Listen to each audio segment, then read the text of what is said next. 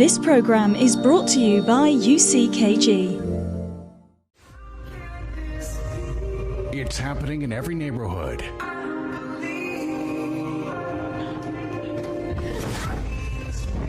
the door! Who is it? Huh? This is why you really want to leave me. No, I didn't. Down every street. Sickness, addiction, and violence has been turning countless homes into crime scenes.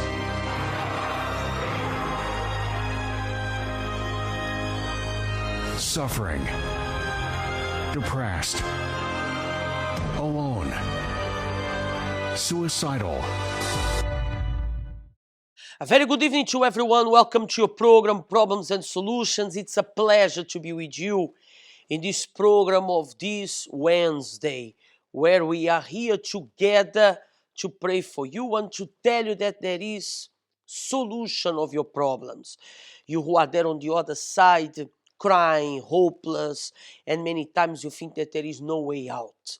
We're going to show you through this program, as we have been showing every night here through this channel, that there is a way out. There is a way out. And this is not just words.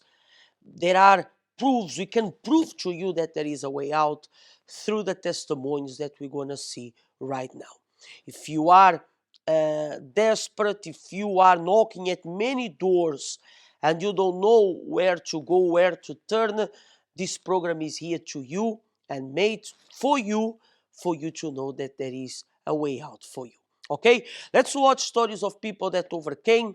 If in the meantime also you want to talk to us, you want to speak with any one of us, you want some counsel, you need some advice, you can call us in this moment, either through our line number or through our WhatsApp number. Also, if you are watching us in our social media, you can be in contact with us as well in the same time. So my life before coming to God was a complete and utter mess. I didn't have any directions, I had no role models. I was just under the influence of friends and alcohol and marijuana and pornography. Like I just into everything that the world was in. I couldn't let go of it. I didn't want to let go of it. I really enjoyed it. But when I would go to sleep, when I had time for myself or when there wasn't any music playing or anything like that, I could really think, and that's when I'd realize what a mess I was and how empty I was, and I could see where I was going, and it just wasn't the route I wanted to take, but I just couldn't let go of it. I didn't know how to go any other way. And that's when I realized, wow, this is really bad. So when I came to God, I saw other people my age, even younger, who were going through life and they were really getting at things, they were finding the jobs that they wanted. They had happiness inside, they were controlled, they were mature, they had discipline, and I didn't have any of those things, and it really made me upset. And so through their help and sort of just giving my life to God and just really and truly wanting to accept His corrections and take on board His guidance, no sex before marriage, taking away the addictions. I didn't want to do this, but I saw, no one else is doing anything different, and no one else is getting any different results. So that's what I wanted to do, and I just took it all on board. And as hard as it was, and it's not easy, it's not attractive at first, but then you sort of start to see the positive results, and that just gives you a kickstart to go forward, and that's what happened to me. Today it's completely transformed. My mindset, which I think is the most important thing, is completely been sort of renovated and just done over. I'm not just, I just don't go to church for a hobby or just something to do on a Sunday. It's really to change my mind and to make me think different. I've opened my vision. I want to do things even bigger than I've ever thought I could. There's no more financial crisis in my life. I know what I want to do. I'm happier to deal with my family. Like before, I would just shut them off 100%. Like I didn't know how to be kind to them. But now, I'm getting better at just dealing with everybody and just being happier to be with people. And when I'm by myself, there's no loneliness, there's no depression. Like I'm really excited about life and just wanting to go forth with things, I went to the hospital and the doctor said to me, look, there's no cure for this disease, but we're gonna prescribe you some medicines. And I said to him, look, why are you gonna prescribe me something that is incurable? You're just gonna make me feel heavier and heavier, I don't want this. So many times I called my wife from work and I said, look, I'm gonna end it tonight, you know? And she was in tears, she couldn't bear it. One day she was on a bus, she passed the church. From there on, I think it started, and then she kept on going, and then she invited me, and I said, I don't want to know about God, I don't want to know nothing, you know, my problem is greater, but God cannot fix. And she invited me, and I said no, and then one day I said, you know what, I'm gonna go. Even though I didn't understood, God touched me. I got down on my knees, I said, nah, God, I can't live like this, you know. I used to go to the gym before, I used to work out, I used to do so many things, I was very active. Now, for the past 2 years, I haven't been active, I couldn't do the things I used to do. I'm moody, you know, I'm stressed, I don't want this. And within a month after I received my healing, it was gone. And then, not immediately, but it took time, you know, day by day. And it was gone, and I was like, wow, it's gone, I'm back to normal again. You know, I'm much more stronger, I have new organs. It's wonderful, it's wonderful. I went back to the doctors, and when I told them, they couldn't believe. They said, look, we have a list of people who have this disease, and they are suicidal, they cannot live with this. And you are free, how did you? And I told him, I said, look, come to Universal Church. That's where I found God, and God healed me.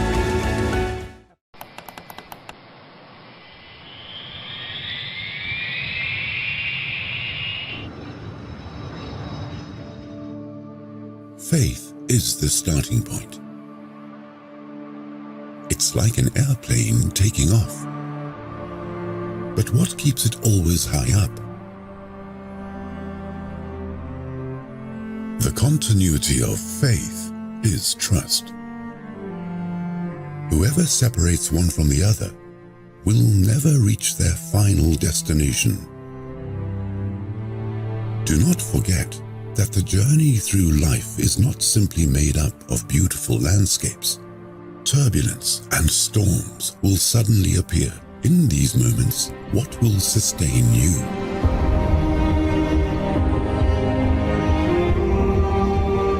So many have fallen because they had faith to conquer. But they did not have enough trust to remain in the faith. Those who trust God, even when everything seems contrary and difficult, remain firm because their eyes are fixed, not on the thick clouds, but on the Lord who is above them all. Though the fig tree may not blossom, nor fruit beyond the vines, though the labor of the olive may fail, and the fields yield no food, yet I will rejoice in the Lord. I will joy in the God of my salvation. How do you react when everything goes wrong? Who are you when you gain? Who are you when you lose? Never fail to maintain your faith, as it has to be taken care of and maintained so that your achievements will remain. This is only possible through the power of trust. The true servant of God lives by faith, in faith, and from faith to faith, until the end.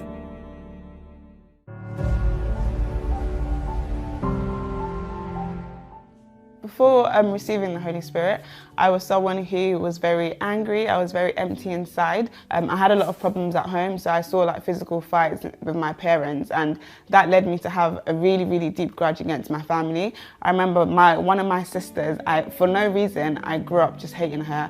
Like, I used to think of how I could suffocate her at night. I used to have plans to to strangle her, to kill her. That's how much hatred I had inside of me. I used to have spiritual attacks. I started to see that the things that I was going through wasn't normal. If I wanted to change, then it was obviously in my hands in order for me to change. But it got to a point where I was so tired of being empty, I was so tired of being frustrated, I was just so tired of not having God inside of me, of hearing him, but I didn't know who he was. So I was fasting more, I was praying more, attending the church more, not involving myself in secular conversations. I knew that people could receive the Holy Spirit, but for me to believe that I could receive the Holy Spirit, it was just something that was so impossible for me to believe that, you know, God actually wanted to live inside of me. So I did my personal purpose with God, and I remember that day, and I said, like, God, I've got nothing like left to give you. Like, today has to be, there's nothing that is like holding me back. It was during like a Friday service that we had, like after the service we had to like seek the Holy Spirit.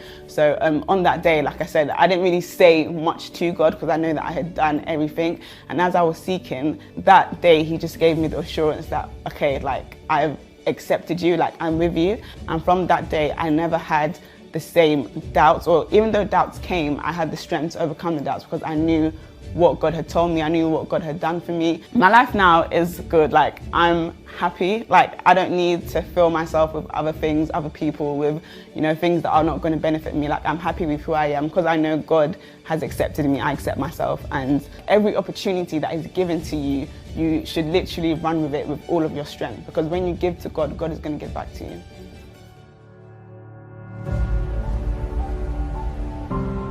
You know that every Thursday at the Universal Church, we dedicate that day for the family, because God is family. God is family. And we have been seeing that there are many families that are, you know, separate, many families that they are suffering. Sometimes you are a mother, you are fighting for your children. Many times you don't have any more time with your child because he doesn't even do what is the minimum that he's supposed to do, that is sitting down at the table and eat together. You don't have any more relationship to your husband. You are a wife, you are fighting for your husband, or a husband fighting for your wife, or you are a father fighting for your children. You know, you are a person that you notice that your family day by day has been disunited. You know that every Thursday we invest on that. And tomorrow we'll be here 7 p.m. for that, to pray for you who are married, to pray for you who are single, to pray for you who are a mother, who are a father, you who want your family to be together. Because the families that are together, they stay together. And when a family is together, when there is, you know, strength between in the middle of the family, so you are able to overcome all your problems. It's the same example that always we give at the Universal Church, that when a couple is together, they are willing to overcome every trial, because everyone faces trials. This is important that you understand. Everyone faces trials. But when the couple, for example, or when the family is disunited, one tries to fight in one way, another tries to fight in another way. They need to be one in the same accord, in the same faith. It's the same thing, for example, in sports, there are the team that always they work to the same goal, that is to win. If one tries to push for one side, if another one tries to push for the other side, nothing will happen. So tomorrow, we invite you for you to come to join us and fight for your family, regardless of your situation, regardless of your problem. This is a meeting for singles, for couples, for mothers, for fathers, for everyone that wants to invest for their family. Here at the Birger Jarlsgatan 106, we are very close to the t-bana Tekniska, and surely that God will restore your family. It was a pleasure to be with you. Tomorrow we'll be back with another program, Problems and Solutions. Have a blessed night.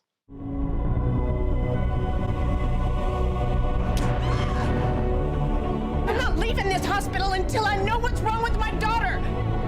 If you want out, that's fine with me!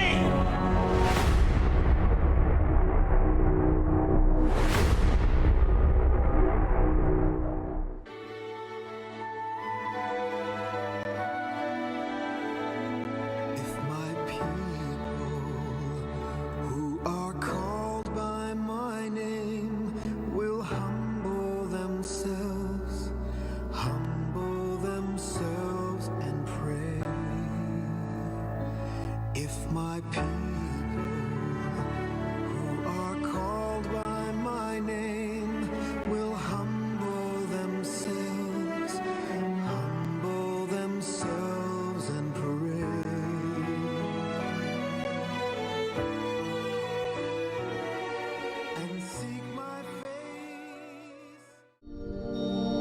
This program is brought to you by UCKG.